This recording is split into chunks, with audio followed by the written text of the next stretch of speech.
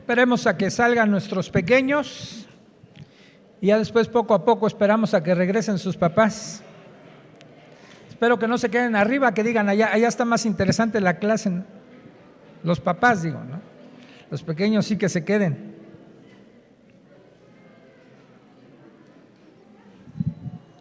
Ya se acabó medio año, hermanos.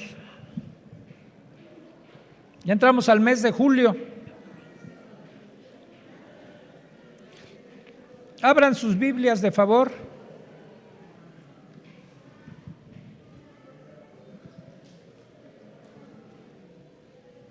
Vamos a ir al primer libro de Reyes,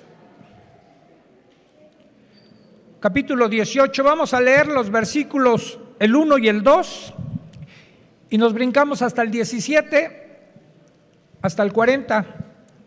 Pongan atención, quizás está un poco larga la lectura, pero es lo que vamos a considerar hoy. Después de leer, los invito a orar. Dice así: pasados muchos días, vino palabra de Jehová a Elías en el tercer año, diciendo: ve, muéstrate a Acab, y yo haré llover sobre la faz de la tierra. Fue pues Elías a mostrarse a Acab, y el hambre era grave en Samaria. Verso 17: cuando Acab vio a Elías, le dijo: ¿eres tú el que turbas a Israel? Y él respondió: yo no he turbado a Israel, sino tú y la casa de tu padre, dejando los mandamientos de Jehová y siguiendo a los Baales. Envía pues ahora y congrégame a todo Israel en el monte Carmelo, y los 450 profetas de Baal y los 400 profetas de Acera, que comen de la mesa de Jezabel. Entonces Acab convocó a todos los hijos de Israel y reunió a los profetas en el monte Carmelo. Y acercándose Elías a todo el pueblo dijo: ¿hasta cuándo claudicaréis vosotros entre dos pensamientos? Si Jehová es Dios, síganle, y si Baal, vayan en pos de él. Y el pueblo no respondió palabra. Y Elías volvió a decir al pueblo: solo yo he quedado profeta de Jehová, mas de los profetas de Baal hay 450 hombres. Dénsenos pues 2 bueyes, y escojan ellos uno, y córtenlo en pedazos, y pónganlo sobre leña, pero no pongan fuego debajo. Y yo prepararé el otro buey, y lo pondré sobre leña, y ningún fuego pondré debajo. Invoquen luego ustedes el nombre de sus dioses, y yo invocaré el nombre de Jehová. Y el Dios que respondiere por medio de fuego, ese sea Dios. Y todo el pueblo respondió diciendo: bien dicho. Entonces Elías dijo a los profetas de Baal: escojan un buey y prepárenlo ustedes primero, pues son más, e invoquen el nombre de sus dioses, mas no pongan fuego debajo. Y ellos tomaron el buey que les fue dado y lo prepararon, e invocaron el nombre de Baal desde la mañana hasta el mediodía, diciendo: Baal, respóndenos.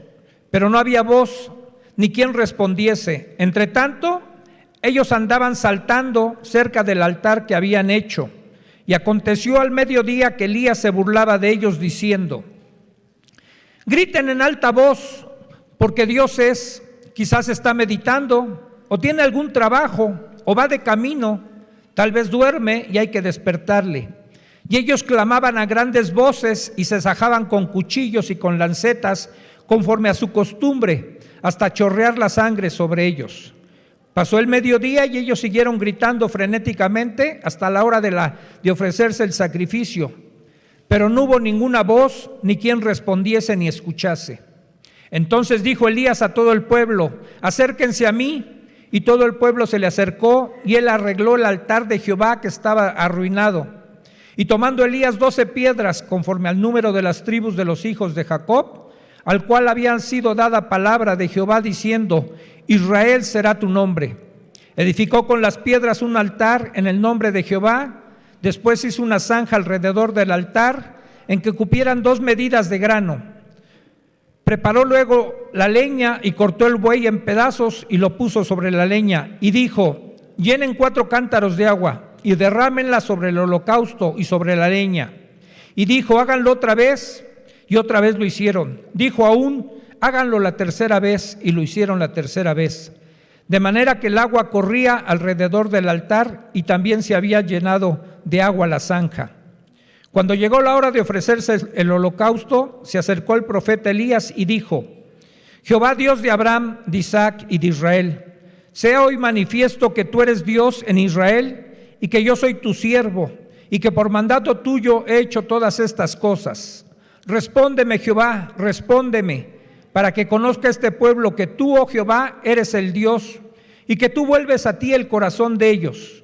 Entonces cayó fuego de Jehová y consumió el holocausto, la leña, las piedras y el polvo, y aún lamió el agua que estaba en la zanja. Viéndolo todo el pueblo se postraron y dijeron: Jehová es el Dios, Jehová es el Dios. Entonces Elías les dijo: prended a los profetas de Baal para que no escape ninguno. Y ellos los prendieron y los llevó Elías al arroyo de Cisón y allí los degolló. Padre,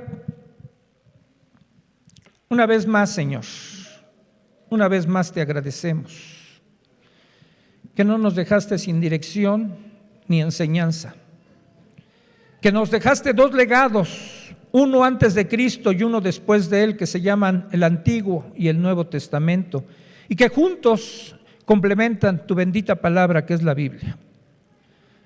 Señor, háblanos por medio de ella. Que esta enseñanza, que esta historia, Señor, traiga aprendizaje para nuestras vidas y podamos sacar enseñanza y vivamos para el único Dios, el Dios verdadero que eres tú. Te lo pedimos por Cristo Jesús. Amén. Bien, hermanos, en esta ocasión les voy a pedir que usen su imaginación. Espero que la hayan usado al leer la historia, ¿sí? Porque Dios nos dotó de eso. Y porque va a ser importante que con la imaginación podamos considerar toda esta historia. En el Evangelio de Juan, Pilato le hace una pregunta a Jesús. Le dice: ¿qué es la verdad? Porque Jesús le había dicho que él había ido a anunciar la verdad y le dice, pero le pregunta a Pilato: ¿qué es la verdad? Y quizás esa pregunta hoy siga sonando en muchos lugares alrededor del mundo. ¿Qué es la verdad? Y la verdad puede ser un concepto también, pero la verdad es una persona. Y esa verdad está personificada en nuestro Señor Jesucristo. Él mismo dijo: yo soy la verdad. Él es la verdad. Y Él representa al Dios verdadero, al Dios de la verdad. No a un Dios falso, no a un Dios de mentira. Él es el Dios verdadero. Entonces esa pregunta que la gente se sigue haciendo, ¿sí? Y que anda buscando una respuesta de acuerdo a lo que cada quien le dé, puede ser llevado a la verdad o puede ser llevado a la mentira, al engaño. Y en la época de Elías se vivía un conflicto similar. La gente estaba siendo engañada. La gente vivía en la mentira porque había en el lugar donde estaban en Israel, había una mujer que había ascendido junto con su marido. Bueno, el que ascendió al trono fue su marido, pero ella gobernaba. Ya lo habíamos visto antes. Llamada Jezabel. Y que espero que nadie tenga el espíritu de Jezabel. Hermanas, no quieran gobernar sus hogares ni a sus maridos. ¿Sí? Tu marido es el que manda en la casa, él es la cabeza. No le vayas a hacer a la Jezabel. Con todo el respeto te lo digo. ¿Sí? Y fíjate, esta mujer, si tú ves, no leí todo, pero si ves el versículo 4 de esta misma historia, dice: porque cuando Jezabel destruía a los profetas de Jehová, o sea, una de las funciones que tenía Jezabel era destruir a los profetas del Dios verdadero. Ella estaba persiguiendo a los profetas y los estaba matando. Y ellos tenían que huir. Huían de esa persecución, para evitar la muerte. Cuando tú vas más adelantito en la historia, en Crónicas, dice que todos estos profetas, desde Jeroboam, cuando construyó altares, tuvieron que emigrar. Los profetas, los sacerdotes y los levitas tuvieron que emigrar a Jerusalén, a Judea. No se quedaron ahí cuando se dividió el reino, en el reino del norte y en el reino del sur. Pero habían quedado profetas en Israel. Sí había profetas, que esos estaba persiguiendo Jezabel y los estaba matando. Y ella trajo a sus propios profetas. Dice aquí que eran 450 profetas de Baal y 400 profetas de Acera. No de la acera de la calle, de la diosa Acera. Y eran 850 profetas que tenía Jezabel y que su maridito había aceptado y le había dado todos los recursos para hacer sus templos y estarlos adorando. Eran los que estaban infectando a Israel de mentiras, de engaño, de desviándolos del propósito que Dios tenía para su pueblo, que Él fuera el único al que adorara. Entonces, en ese contexto estaba viviendo el pueblo de Israel, ¿sí?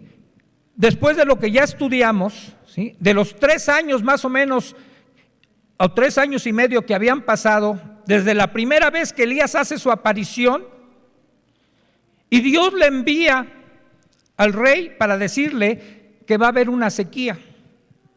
Primero Dios le dice a Elías: ve y preséntate ante Acab y dile que va a haber una sequía. Después le dice: ahora vete de ahí y escóndete.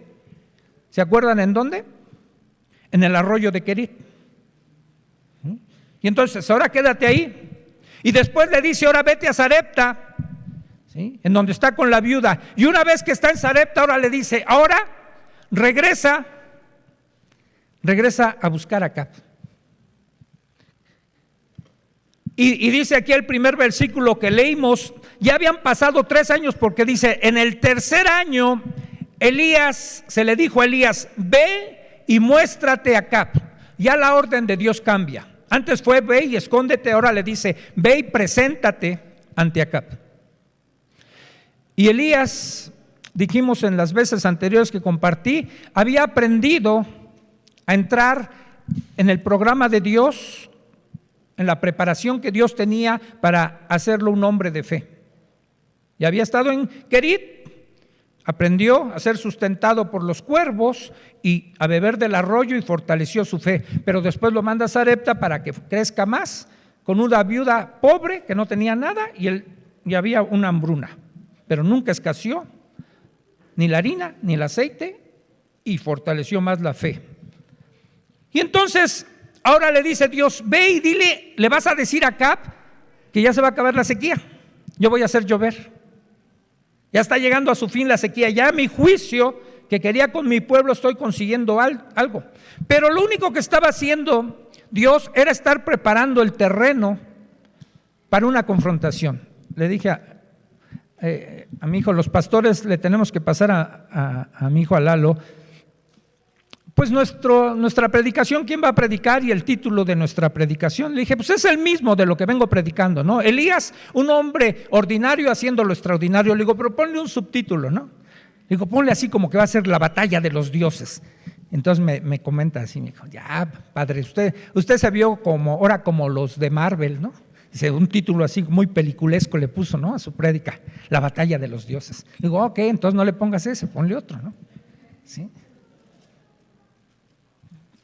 Pero ya sea la batalla de los dioses, o el Dios verdadero, el Dios que hace descender fuego, en fin, pónganle el subtítulo que quieran, ¿no? Pero se prepara el escenario para un encuentro que se va a dar en un monte, ¿sí? Y entonces Elías, no sé si a ti te asombra, pero la fe que ella tiene, porque Dios le dice: preséntate ante Acab. ¿Y saben qué estaba haciendo Acab, o cuál era la consigna de Acab para Elías? Búsquenlo, encuéntrenmelo. Todo el imperio que estaba bajo sus órdenes andaba buscando a Elías ¿Para qué creen? A ver, les pregunto, ayúdenme en la predicación. ¿Para qué? ¿Para matarlo? ¿Sí? ¿Están de acuerdo que para matarlo todos? ¿Sí? Hermanos, contéstenme, no sean así. ¿Sí? Ya me conocen, ¿verdad? Bueno, yo no creo que lo anduviera buscando para matarlo, porque lo tuvo después, ya leímos que se encontraron y no lo mató, ni mandó a que lo mataran. ¿O sí? No, ¿verdad? Estuvo frente a frente con Acab y estaba solito Elías y Acab no dijo mátenlo. Miren, en el fondo la gente impía reconoce a un varón o a una mujer de Dios. Y Acab sabía, porque Elías se lo había profetizado: por mi palabra no va a llover hasta que yo diga. Y había visto a Acab que habían pasado 3 años o 3 años y medio y se estaba cumpliendo lo que Elías le había dicho. Y quizás en el fondo guardaba un respeto para Elías, porque decía: este hombre de verdad es de Dios. Acuérdense que Acab no ignoraba, y aún el pueblo de Israel no ignoraba las enseñanzas de Dios, los mandatos de Dios, la ley de Dios. Y no era que nada más adoraran a los Baales o las Aseras. Tenían una mezcla también de buscar a Jehová, a Dios, al Dios verdadero, pero también dejarse llevar por toda la idolatría, por esos dioses falsos. Entonces no ignoraba a Acab quién era Elías. Y si alguien podía resolver el problema de la sequía, ¿quién creen que era? Elías. Entonces a lo mejor pensaba: si lo mato, pues va a seguir la sequía. A lo mejor voy a buscar la forma de que esta sequía se acabe y lo voy a usar a Elías para mis fines. Bueno, eso yo lo interpreto así, porque no lo mató. Pero hay un paréntesis que me salté y que no leí, pero rápido lo voy a decir. Después, a partir del versículo 3, bueno, desde el 2, cuando Elías se presenta con Acab, y como estaba la persecución de Jezabel para matar a los profetas de Dios, ¿no les parece curioso que había un hombre llamado Abdías, que era un hombre temeroso de Dios? ¿Y saben a quién servía? Acab. Estaba en la corte del rey. Y por eso creo también que hay hombres que, aunque nos estén señalando y critiquen nuestras creencias, cuando ven integridad en alguien, hasta los pueden poner en un puesto especial, en un puesto de honor, de confianza, como era Abdías. Estaba pegado al rey. Y quizás Abdías nunca cedió ante lo que pidiera el rey, ni nunca adoró a los Baales. Y además Dios lo había puesto ahí para preservar, porque no había matado a todos los profetas. Él después les dice a Elías, cuando se encuentra con él, dice: es que no has sabido de mí, que yo he guardado, he cuidado a los profetas de Jehová. Guardé a 100 de ellos, de 50 en 50 los tengo escondidos en unas cuevas, y yo de la comida que puedo sacar del rey se las llevo a ellos para sustentarlos. Porque cuando Elías hace su aparición con Abdías, y que ya sabe por orden de Dios que se tiene que presentar acá ante Acab, le dice a Abdías: dile a Acab que mañana voy a estar con él, que mañana tengo un encuentro con él. Dice: no me juegues una mala pasada. Déjenme interpretarlo en tiempos modernos, ¿no?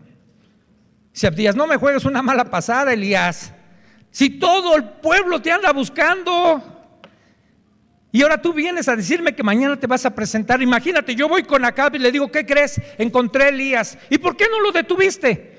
Pues es que me dijo que mañana viene a un encuentro contigo. Dice: ¿sabes qué me va a hacer Acab? Me va a dar cuello. Dice: tú ve, yo voy a ir mañana. Y los hombres de fe son hombres de palabra. Si tú empeñas tu palabra como hijo de Dios y dices que vas a hacer algo, hazlo. Elías sabía que iba a hacer eso. Así que podemos ver el ambiente en el que se está moviendo toda esta historia, y la verdad se pierde en un ambiente de idolatría. Y tenemos que preservar y cuidar y guardar la verdad. ¿Y cómo lo hacemos? Bueno, pues destruyendo la mentira o el ambiente de mentira o los que protagonizan la mentira. ¿Y qué fue lo que pasó? Entonces son 3 años y de repente se va a presentar ante Acab. Y fíjense cómo se presenta el verso 17, regresamos, o vamos al verso 17. Entonces cuando Acab vio a Elías, lo que dijo, y esto en psicología se llama proyección, hermanos. Cuando tú hiciste algo y sabes que tú eres el responsable de algo, como un mecanismo de defensa, proyectamos lo nuestro hacia el otro. Y entonces cuando ve Acab a Elías, le dice: tú eres el que turbas a Israel, Elías. ¿Sí? Y fíjense, la palabra turbar en el idioma original significa, y a lo mejor en otras versiones dice, trastornar, molestar, traer calamidades. Es lo que le está diciendo el rey a Elías. Tú has molestado, has traído calamidades al pueblo de Israel, has trastornado aquí. ¿Se acuerdan ahí en el libro de Hechos, cuando van a la casa de Jasón porque está Pablo alborotado la ciudad y agarran a Jasón y se lo llevan preso, y le dice a los oficiales, a los alguaciles: es que estos, refiriéndose a los cristianos, dice, han trastornado esta ciudad, han traído calamidad por el evangelio que están llevando. Entonces esta es la palabra que utiliza, pero hay alguien que va más allá al definir la palabra trastornar, y dice que significa: eres una serpiente, eres una víbora. Que prácticamente es lo que le está diciendo Acab a Elías. Tú aparte de que has trastornado, te has convertido en una serpiente, en una víbora, alguien que pica y que está dañando al país. ¿Te imaginas estar frente a un hombre que te está tratando así? Que además es el rey, que tiene todo el poder, y que están todos sus súbditos ahí y sus 850 profetas. 400 y 450, ¿no? 850, sí sé sumar. ¿Sí? O 950. Ya me confundiste, Liz. Bueno, los de Acera y los de Baal, ¿no? Están ahí, los 850, ¿no? Profetas. ¿Sí? Y entonces, y Elías está solito, solo. Pero fíjate, en las matemáticas de Dios no operan como operan las matemáticas del mundo. ¿Sí? Por ejemplo, para el matrimonio, 1 más 1 es igual a 1, ¿no? Cuando nos casamos, ¿no? Dice, de los dos se hará una sola carne. Bueno, en las matemáticas pueden ser 400 más 450, 850 profetas, ¿sí? Contra Elías más Dios. Elías y Dios es mayoría, no es minoría, ¿sí? Con Dios siempre somos mayoría, ¿sí? ¿Se acuerdan de Noé? Solo él, sus hijos, su esposa y sus nueras, que eran 8, le creyeron a Dios, empezaron a construir el arca, y todos los demás se burlaban de ellos. Estás loco, ¿qué es eso de que va a llover y que va a venir un diluvio y que todos vamos a perecer? ¿Tuvo razón la mayoría? ¿Quién tuvo razón? Noé y sus hijos. Cuando el profeta Eliseo y su siervo están siendo rodeados por los sirios en el monte, se espanta a su siervo y le dice: maestro, estamos rodeados por los sirios, todo el monte está lleno de sirios, nos van a matar. Dice: no. Dice: son más, le dice Eliseo a su siervo, son más los que están con nosotros que los sirios. Y hace una oración Eliseo, le dice: Señor, ábrele los ojos a mi siervo, y le permite ver la revelación, y el monte está lleno de ángeles de Dios alrededor. que después matan a los sirios. Siempre somos más con Dios, hermano. Aunque te veas solo, como decía hace rato nuestro hermano Memo, ¿no? Nuestra hermana Silvia no está sola en el hospital. Está con la mayoría, está con Dios. Sería bueno que también un familiar pudiera estar, y lo va a estar después, pero no está sola. Nunca estamos solos. Fue la promesa de Jesús: yo voy a estar con ustedes todos los días hasta el fin del mundo. Ahí voy a estar. Nunca estamos solos. Y Elías se presenta en este escenario no solo, respaldado por Dios. Y eso le da el valor que ya ha ganado con la preparación que Dios ha tenido con él en Querit y en Sarepta. Y entonces enfrenta al rey y le devuelve el favor. Dice: no soy yo el que ha trastornado a Israel, eres tú, Acab. Tú eres el que has trastornado a Israel. Tú y tu casa, la casa de tu padre. Dice: ¿y sabes cómo lo has trastornado? Dejando los mandamientos de Jehová. Cualquiera de nosotros que deje los mandamientos de Dios, que vaya en contra de lo que Dios nos pide, vamos a crear trastorno en el lugar donde nos desenvolvamos. Por ejemplo, si Dios dice: marido, ama a tu mujer, trátala como vaso más frágil, no seas áspero con ella, y la maltratas, no sé por qué te veo dicha, pero pues ya ni modo, ya me quedé viéndote a ti. Y la maltratas y le hablas duro, la ofendes, vas a trastornar tu hogar y tus hijos van a sufrir, porque vamos en contra de los mandamientos de Dios. Y Acab había recibido él la enseñanza, estaba rompiendo el primer mandamiento. El primer mandamiento de Dios dice: no tendrás dioses ajenos delante de mí. Y él estaba permitiendo que estuvieran ahí un culto a Baal, otro culto a Acera y a otros muchos más dioses. Ya estaba rompiendo el primer mandamiento de Dios, y eso traía trastorno al pueblo. Estaban confundidos, no sabían para dónde jalar. ¿Sí? Y mira, cuando tu lealtad está dividida, ¿sí?, siempre va a haber problemas. Hace 8 días algo nos compartía Beto acerca de las personas de doble ánimo, acerca de los que tienen un pie en el mundo y un pie en la iglesia. ¿Sí? Siempre va a traer problemas la lealtad dividida, pero no me quiero adelantar porque al ratito también vemos eso cuando Elías confronta a todo el pueblo. Y entonces me asombra la autoridad que tiene Elías una vez que le señala a Acab que él es el culpable, y después le da una orden. Dice: envía pues ahora y congrégame a todo Israel en el monte Carmelo. Y Acab obedece. Y quizás a lo mejor no era todo Israel, porque a lo mejor en el monte no cabía todo Israel, pero pudiera ser una gran representación del pueblo de Israel. Congrégamelos ahí. Pero además le dice: quiero que me traigas a tus profetas.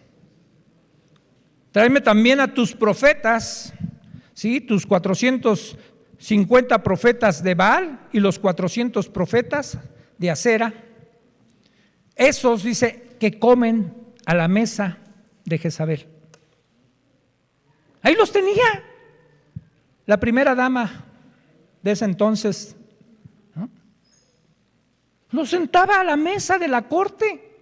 De los impuestos que le quitaba al pueblo, estaba alimentando a los profetas falsos. ¿Sí? Y bien enterado estaba Elías. Y ahí está obedeciendo a Acab. Entonces Acab convocó a todos los hijos de Israel y a los profetas. Y entonces se prepara el escenario para la batalla de los dioses. Bueno, espero que ya no se moleste mi hijo, no me va a decir Marvel luego. Prepara la batalla ahí. Empieza a prepararse el escenario. Por eso les digo, traten de imaginar. Es un monte, el monte Carmelo. Van a subir a la cúspide de ese monte. Ese monte empieza a ser rodeado por los israelitas. Y empieza a ser rodeado por los profetas de Baal, por los profetas de Acera, y el rey está ahí también con ellos. Se está preparando ese escenario. Y va a haber algo, ellos presienten que va a haber algo va a suceder. Y entonces, cuando ya está el escenario puesto, ¿cuál es la mentalidad o qué es lo que pretende Elías? ¿Qué es lo que quiere lograr con esto? Bueno, yo creo que lo que está queriendo hacer al pedir también que estén los hijos de Israel es volver el corazón de los hijos de Israel a Dios. ¿Sí? De quitar esa lealtad dividida entre los Baales, las Aceras y Jehová, el Dios verdadero. ¿Sí? Y entonces a ellos es a los que se dirige primeramente. Les dice, ya que una vez que se acercó, dice todo el pueblo, verso 21, les hace una pregunta, pero de exhortación, de señalamiento de su conducta, ¿sí? Y los invita a una decisión. Dice, ¿hasta cuándo van a claudicar ustedes entre dos pensamientos? ¿Hasta cuándo van a claudicar? ¿Sí? Si Jehová es Dios, entonces sigan a Dios. Ya no estén divididos. Si Baal es Dios, sigan a Él. Pero defínanse. Me acuerdo que hace algunos años una vecina mía supo que yo era pastor y su hijo andaba perdido en las drogas. Y en su desesperación fue a tocarme a la casa y me dijo así, tómenlo bien, porque me dijo, Señor Jesús, porque me llamo Jesús, ¿no? Me dijo, Señor Jesús. Dice, oiga, fíjese que mi hijo, ya me platicó todo. Y entonces la pasé, estuvo en la casa y entonces le empecé a hablar a ella. También invitándola que sería bueno que ella como madre, si ella misma se acercaba a Dios, pues podría ayudar a también que su hijo se acercara. Llegó un momento en que me dijo, de una vez le aclaro, Señor Jesús, yo no cambio de religión, yo no cambio de religión. Y entonces le dije, mire, si su religión no le ha ayudado y viene a pedir ayuda, ¿no cree que debería de pensarlo mejor? Defínase por algo verdadero. Su religión no le ha ayudado, porque las religiones no ayudan, hermanos. Y si alguien viene a este lugar creyendo que esto es una religión y religiosamente viene aquí, no le ayuda. El único que ayuda es Jesús. Jesús es la respuesta a todo. Él es el camino, es la verdad y la vida. ¿Sí? Él es el único, dice la Escritura, mediador entre Dios y los hombres. No hay otro nombre, dice la Escritura, debajo del cielo dado a los hombres en el que podamos ser salvos. No hay otro. ¿Sí? Uno solo. ¿Sí? Y la mujer no quiso. Lo bueno es que el hijo sí quiso. Vino a este lugar, se fue a vivir a Estados Unidos. Allá tanto se metió a un grupo de alcohólicos anónimos como en una iglesia. Y a veces que tiene comunicación con su mamá, pasa a su mamá y me dice, le manda saludos Fernando, le manda saludos mi hijo, dice que está muy bien, que está metido en una iglesia, que siempre se acuerda de usted. Pero la señora sigue con su lealtad dividida.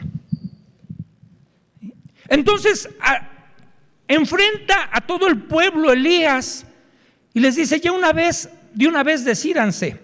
Vamos a Oseas, capítulo 10. O si me lo pueden proyectar, los primeros 2 versículos del libro de Oseas. Dice, Israel es una frondosa viña que da abundante fruto para sí mismo. Conforme a la abundancia de su fruto multiplicó también los altares. Conforme a la bondad de su tierra aumentaron sus ídolos. Está dividido su corazón. Ahora serán hallados culpables. Jehová demolerá sus altares, destruirá sus ídolos. Y digamos, está aquí diciéndonos el profeta Oseas, quizás a lo mejor de este hecho pasado, o también está relatando la condición en ese entonces del pueblo. Israel había dividido su corazón. Y la consecuencia de dividir un corazón, cuando levantamos ídolos en nuestro corazón, altares a otros dioses, y ahora no son los dioses, no adoramos a Baal ni a nada, a lo mejor nadie adora a la Santa Muerte y así, pero tenemos otros ídolos los creyentes, hermanos. ¿Cuánto adoramos el dinero? ¿Cuánto nos sentimos seguros si traemos una cartera con lana? A lo mejor ese es nuestro ídolo. ¿Qué me dices de tu trabajo? Ay, hermano, no puedo venir a las reuniones. Pues es que tenía mucha chamba.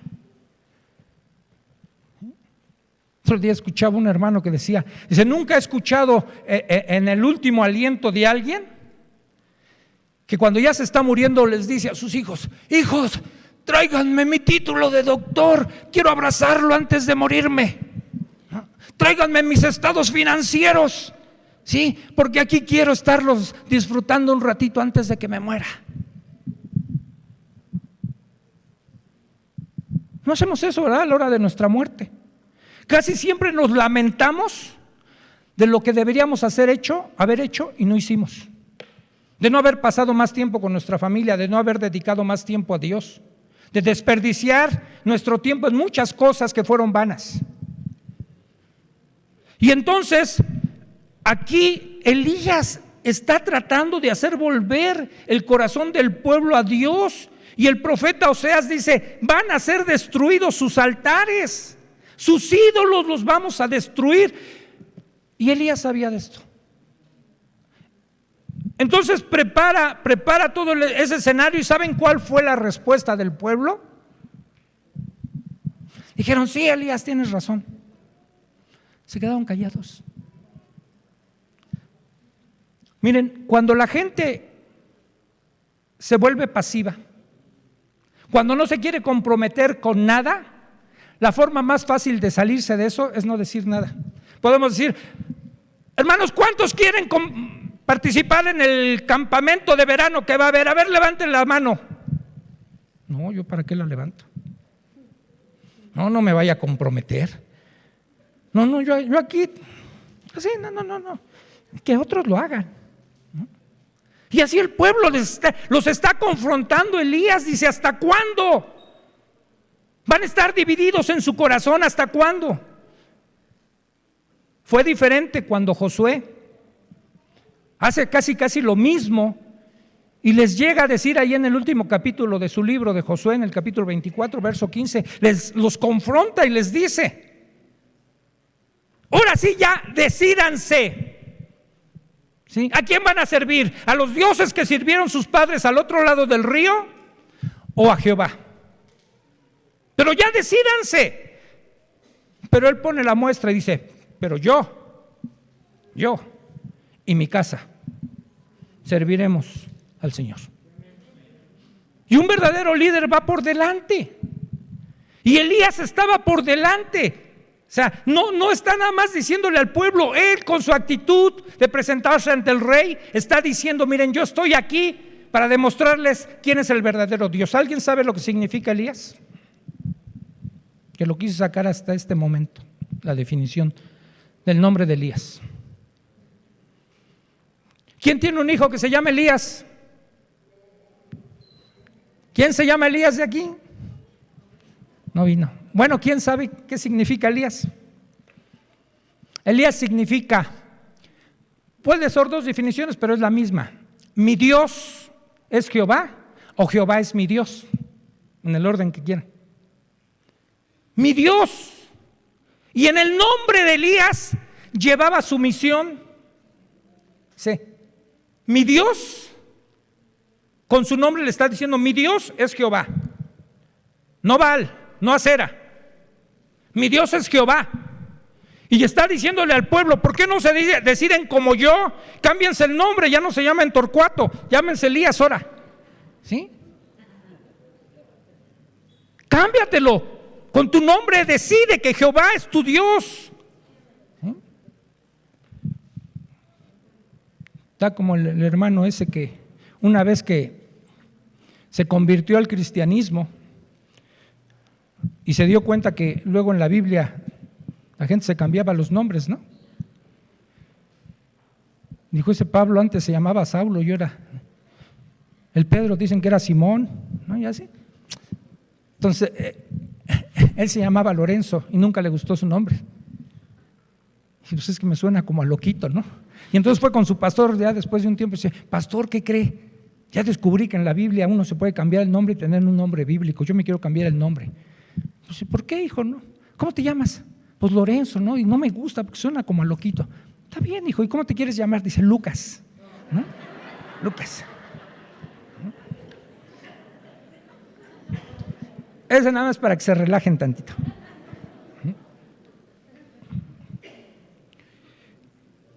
Entonces está ahí la confrontación ya con el pueblo, ¿sí? Y dice Elías, bueno, aquí sí ignoraba un poquito los planes de Dios, porque dice Elías: solo yo he quedado. Más adelante el Señor lo va a reprender, dice: ¿tú crees que solo tú has quedado, Elías? Cuando ya entra en la depresión y se va a esconder en una cueva, ¿no? Más adelante. Si tú dices que eras el único, Elías. No, Elías, tengo un remanente, tengo 7,000 que no han doblado las rodillas. No eres el único, pero a veces en ciertas batallas nos sentimos los únicos, ¿no? Solo a mí me pasa esto, hermanos. Dice Dios en su palabra: no te ha venido ninguna tentación que no sea humana. Todo lo que a nosotros nos pasa, a todos, a alguien ya le pasó, a muchos otros le pasan. O sea, nunca digas: ay, solo esto a mí me pasa. No es cierto. A todos nos han pasado muchas cosas, ¿no? Entonces el pueblo queda callado para no comprometerse, y es más fácil quedarse callado. Y entonces viene la prueba a partir del versículo 22. Yo le puse la prueba de la equidad. Tráiganme 2 bueyes, tomen uno ustedes profetas falsos y yo voy a tomar uno. Y como ustedes son mayoría, les doy chance que ustedes primero lo hagan. Preparen su holocausto, lo vamos a preparar, y les dice: y el Dios que haga descender fuego, ese sea el verdadero Dios. ¿Sale? ¿Están de acuerdo? Sale. Adelante.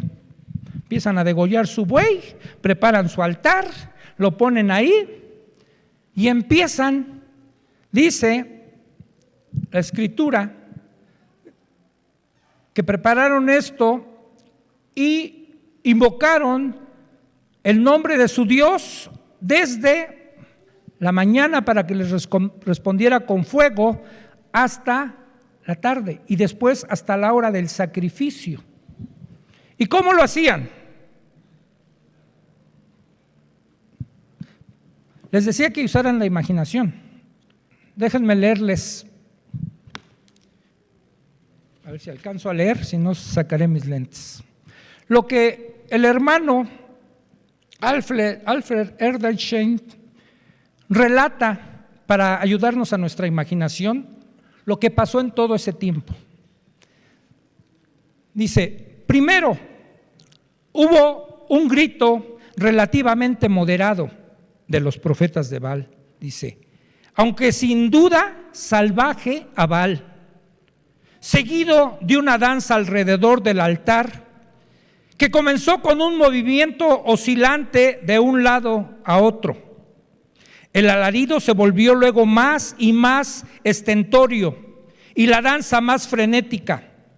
Daban vueltas violentas en círculo, corriendo alocadamente de unas filas a otras, manteniendo siempre un movimiento circular, con la cabeza agachada, de modo que sus largos cabellos desgreñados barrían el suelo. Por lo general, la locura se volvía contagiosa y los espectadores se unían a la frenética danza. Pero Elías sabía cómo evitar esto. Era mediodía y durante 4 horas habían estado haciendo sus desenfrenados ritos, con sarcásticas mofas y cruel ironía. Elías nos recuerda entonces que ya que Baal era Dios, la falla debía ser de ellos. Posiblemente Baal se hallaba ocupado y por eso tenían que gritar más fuerte. Chasqueados hasta los demonios se pusieron más frenéticos que antes. Y después vino lo que conocemos como el segundo y tercer acto. Los salvajes aullidos se convirtieron en penetrantes gritos demoníacos. En su locura los sacerdotes se sajaban los brazos, se cortaban con sus espadas afiladas por ambos lados y con sus lanzas. Cuando la sangre comenzó a fluir, el paroxismo llegó al máximo y entonces uno y luego los demás comenzaron a profetizar gimiendo e implorando para luego estallar en extáticos gritos, acusándose a sí mismos, hablándole a Baal o diciendo frases incoherentes y angustiosas. ¿No creen que haya sido más o menos así? Un espectáculo grotesco de hombres engañados, queriendo a la vez engañar a otros, creyendo que había un Dios llamado Baal y una diosa Acera, que se consideraba que era la madre de Baal, y estaban invocando a esos dioses. ¿Pero qué creen? Los dioses ni pío dijeron. Vamos al Salmo 115.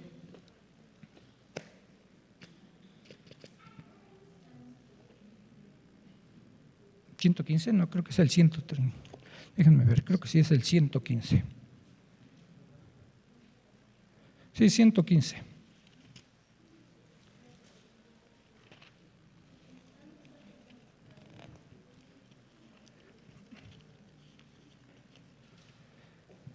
Fíjense lo que dice el salmista, verso 3. Dice: nuestro Dios, el nuestro, está en los cielos. Todo lo que quiso, ha hecho.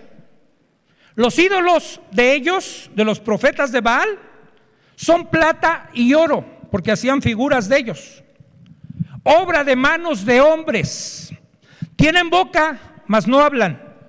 Tienen ojos, mas no ven. Orejas tienen, mas no oyen. Tienen narices, mas no huelen. Manos tienen, mas no palpan. Tienen pies, mas no andan. No hablan con su garganta. Semejantes a ellos son los que los hacen y cualquiera que confía en ellos. Y esta era la función de los profetas falsos: llevar a la gente, al pueblo de Israel, a confiar en esos ídolos que tenían que cargarlos para llevarlos de un pedestal a otro pedestal. No se podían mover por sí mismos. Y no eran dioses, no eran nada. Salmo 135 también. Sí, eran esos dos los que traía.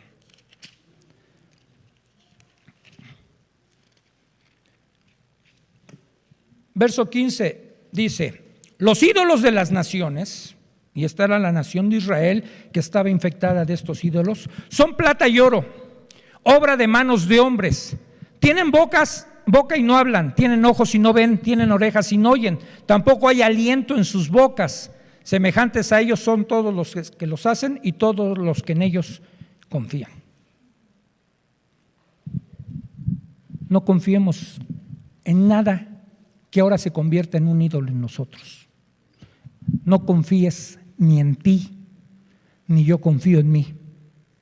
Porque si tengo confianza en mí mismo, me hago de mí mismo mi ídolo. Tengo que desconfiar hasta de mí. Maldito el hombre que confía en el hombre, y bendito el hombre que confía en Jehová, dice la Escritura. ¿Sí? Entonces no puedo confiar ni en mí, hermanos.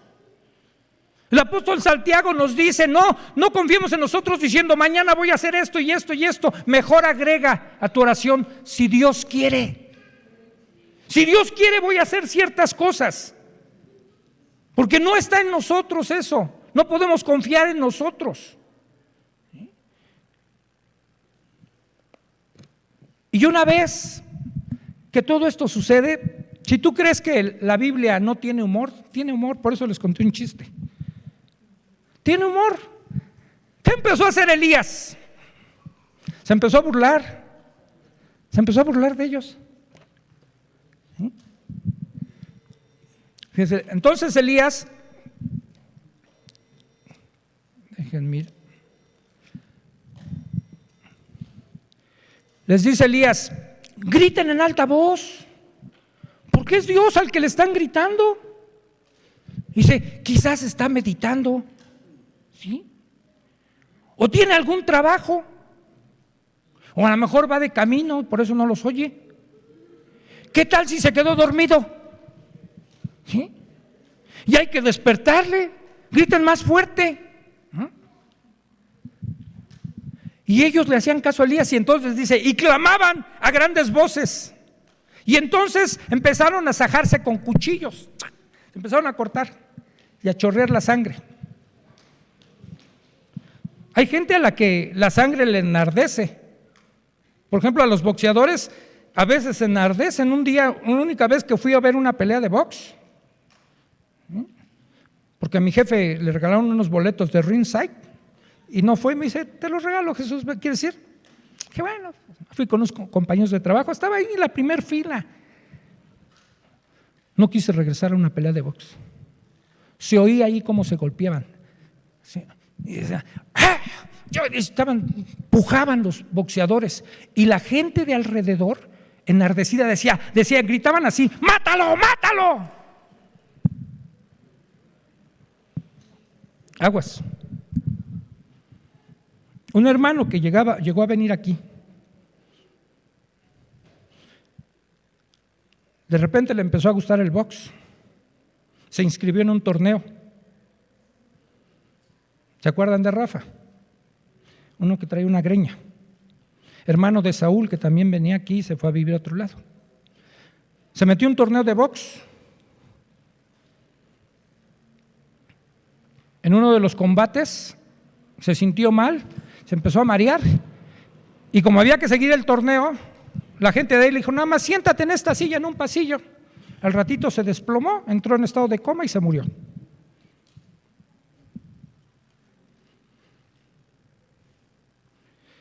Y así estaba la gente frenética. Cuando vio chorrear la sangre más, ¿sí? Y dice, pasó el mediodía y ellos siguieron gritando frenéticamente hasta la hora de ofrecerse el sacrificio. Pero ¿qué creen? No hubo ninguna voz, nada. Y quizás llegaron a quedar exhaustos. Sale, Elías, va tu turno. Y miren, ten cuidado con las iglesias que visites, que conozcas. Vas a encontrar espectáculos grotescos. Algunos van a estar haciendo ciertas payasadas, como los profetas de Baal. Se van a estar tirando en el piso, se van a estar carcajeando porque dicen que es risa santa. Son demonios, a lo mejor, no santos. Y después van a decir que te den dolores de parto porque vas a dar a luz, como Pablo tenía dolores de parto por la iglesia. Lo barnizan de alguna escritura, de algún pasaje, pero no es la verdad. Y van a querer meter una cierta clase de choros para engañar. Una vez una hermana que estuvo conmigo en los grupos y se convirtió, y después nos separamos, un día me la encontré y me dice: te invito a mi iglesia, mira, qué bendición, dice, 4 horas danzando. ¿Saben qué produce hacer eso 4 horas? Es como una catarsis.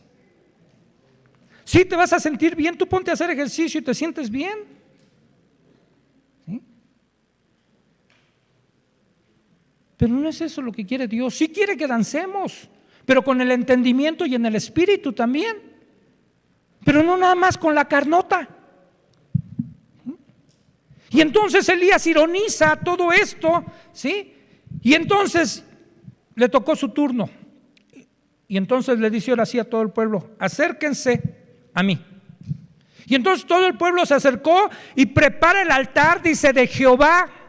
No agarró el altar que no surtió efecto con los falsos dioses. No, él agarró y reparó, porque el altar de Dios estaba destruido. Ya no hacían sacrificios al Dios verdadero. Ese altar lo habían destruido los falsos profetas. Y toma la iniciativa Elías de reparar el altar de Jehová, ¿sí? Porque eso es lo que tenemos que reparar, la relación verdadera con Dios. Que nuestro corazón sea el altar a Dios, ¿sí? Que no haya nada que lo ocupe. No voy a ocupar el altar de los ídolos. Voy a hacerle su altar a Dios. Voy a levantar el altar de Dios. Y una vez que está levantado el altar de Dios, acuérdense que para ese entonces ya el reino estaba dividido. Él no habla de división, dice: levanta 12 piedras. Para él seguían existiendo las 12 tribus de Israel. No hagamos divisiones, hermanos. Hoy la iglesia a lo mejor está muy dividida, y hay metodistas, y hay denominaciones y bautistas y esto. La iglesia es una de Cristo, una. ¿Sí? Son nuestros hermanos. Creerán otras cosas, vamos a discrepar en algunas, pero son nuestros hermanos. No tenemos por qué alejarnos de ellos, dividir. No, son mis hermanos. Y entonces Elías comprende eso y levanta un altar con 12 piedras para representar las 12 tribus de Israel. Y entonces, una vez que levanta ese altar, ¿sí?, todavía para que la gente no creyera que hay truco, llénenlo de agua, échenle agua. Y algunos pensarán: a ver, hermano, ¿de dónde sacaron el agua si había sequía? No me metan en problemas, hermanos, ya, déjenme así, por favor, ¿sí? Pero entonces dice Elías: otra vez vuelvan a echarle más agua, y por tercera vez échenle más agua, ¿sí? Todo mojado. Y Elías no hace dengues. Sencillamente, ni siquiera tiene que gritar como algunos cuando oran gritan, ¿no? En el nombre de Jesús, sal demonio, ¿no? ¿Sí? ¿Creen que por gritar el demonio va a salir? Alguien una vez dijo: mira, no tienes que gritar, el diablo tiene buen oído, no es sordo, ¿sí? Y sobre todo si invocas el nombre de Jesús, ese es al que teme, ¿sí? Entonces Elías no tuvo que gritar ni hacer aspavientos, ¿sí? Simplemente cuando llegó su hora, verso 36 dice: cuando llegó la hora de ofrecerse el holocausto, se acercó el profeta Elías y dijo tranquilamente: Jehová, Dios de Abraham, de Isaac y de Israel, sea hoy manifiesto que tú eres Dios en Israel y que yo soy tu siervo, y que por mandato tuyo he hecho todas estas cosas. No se movió por propia iniciativa, no era el espectáculo de Elías, era lo que Dios le había pedido que hiciera. Y le dijo: ahora respóndeme. Y fíjense la intención de Elías, dice: para que conozca este pueblo que tú, oh Jehová, eres Dios, y que tú vas a volver el corazón de ellos hacia ti. Esa es la finalidad, de ganar otra vez el corazón del pueblo para ti, Dios. Respóndeme. Y cae fuego del cielo. ¿Te gustaría ver un espectáculo así de Dios? De repente, ¡pah!, cae fuego. Como Manoa, ¿no? También ese subió. Cae fuego de Dios, consume todo. El agua, todo, porque el holocausto significa eso. Es totalmente ofrecer todo a Dios. Nada queda, ¿sí? Y una vez que se consumió el holocausto todo, ¿qué hizo el pueblo? Se cumplió, dice: viéndolo todo el pueblo, verso 39, se postraron y dijeron: Jehová es el Dios. Jehová es el Dios. Jehová es el Dios. No hay otro, hermanos. Nuestro Dios en el que creemos es el único. Todos los demás son ídolos, ¿sí? Tenemos al Dios verdadero, no andemos buscando en otro lado. ¿Sí? Él satisface todas nuestras necesidades. En Él estamos completos. ¿Sí? Él nos sustenta en todo. ¿Sí? Y ojalá podamos provocar eso en el corazón de otros que siguen vagando en la oscuridad, que siguen tocando a tientas, ¿sí? A ver dónde encuentran, que ya de repente agarraron la medallita y que agarraron el ajo y que agarraron esto y que van a los horóscopos y que eso, todos conocemos gente así. A ver cuál le funciona. El único que sirve, que funciona, es Dios. Es el único, no hay más. ¿Sí? Pero había que extirpar el cáncer. Dice Elías, agárrenme, ya que tengo ahora al pueblo de mi lado, agárrenme a todos estos profetas de Baal. Agárrenmelos. Él mismo los degolló. ¿Se pasó Dios? Qué drástico fue Dios, ¿no? Dios nunca ha fallado. Imagínate que tú tienes cáncer y te dicen, ay, nada más le voy a quitar unas cuantas celulitas de su tumor. ¿Sí? Ahí le dejo las otras. ¿Qué hacen los cirujanos? Te extirpan todo y a veces un poquito más y después todavía te avientan hasta quimioterapias por si quedó algo, o radioterapias. Hay que extirpar todo. Y había que extirpar todo. Mátenlos. Yo me los echo. ¿Sí? Para que solo estuvieran adorando al único Dios, al único que existe. Dejo lo demás para otra ocasión porque se me acabó mi tiempo. Faltan unos versículos ya cuando llueve. ¿Sí? Hermanos, si no nos hemos definido, definámonos. Si Jehová es Dios, seguirle a Él. Si Baal es Dios, seguirle. Nada más quiero concluir con esto. Esa batalla que se libró quizás fue la batalla de los dioses, la batalla entre la verdad y la mentira, pero no fue la batalla final. La verdadera batalla se libró en otro monte, en el monte Calvario. Esa fue la verdadera batalla, donde el Hijo de Dios Jesucristo fue a ese monte para derrotar a Satanás. Y dice el libro de Colosenses, ahí lo exhibió públicamente, triunfando sobre él, clavando el acta de decretos que había contraria contra nosotros, ahí en la cruz. Ahí fue la verdadera batalla. ¿Sí? Satanás creía que le estaba ganando a Dios, dijo, por fin lo maté, pero no sabía que ese era el plan de Dios, que Cristo muriera. Y a lo mejor cuando ya entendió se quedó sorprendido, ¿qué hice? Pero Dios es soberano y Él finalmente iba a ganar. Y ya despojó a las potestades de todo su poder. Y por eso mismo que Él nos da, nosotros no tenemos que andar divagando ya en esta vida.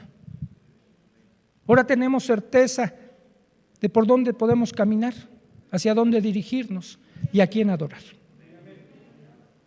Padre, te damos gracias, Señor, porque abriste nuestros ojos. Si antes creímos en muchas cosas y anduvimos tocando de puerta en puerta, de religión en religión, de filosofía en filosofía, tratando de encontrar una respuesta a nuestra necesidad, tratando de llenar nuestro vacío. Dice un poeta español que a veces negamos tu existencia porque tenemos esa necesidad y por el hecho de no poderte encontrar te negamos. Pero gracias porque tú te dejaste encontrar. Y no porque tú estuvieras perdido, sino porque saliste a nuestro encuentro. Y así como Cristo narra la parábola de la oveja perdida y que dice que salió a buscarla y no desmayó en su búsqueda hasta que la encontró, así lo hiciste con nosotros. Ahora no permitas que nuestro corazón esté dividido, Señor. Hemos conocido la verdad y tu palabra dice que esa verdad nos hará libres. Y en esa libertad elegimos seguirte a ti con todo nuestro corazón. Te entregamos todo nuestro corazón, Señor, recíbelo. Gracias, Dios, te damos en esta tarde, en el nombre de Jesús. Amén. Estamos despedidos, hermanos. Dios les guarde.